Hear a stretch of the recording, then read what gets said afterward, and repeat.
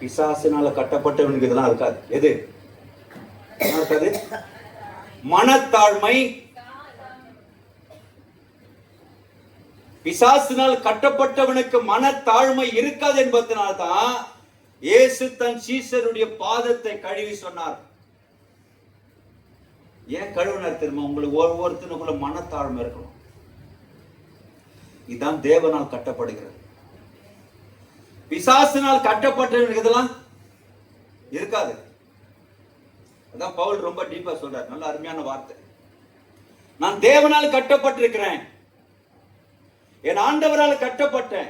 நல்லா கவனிங்க. பவுல் தேவனுக்குள்ள வருவதற்கு முன்னாடி பவுலா மாறி ஒரு பாவி. அவரே ஸ்டேட்மெண்ட் கொடுக்கிறார், பாவிலும்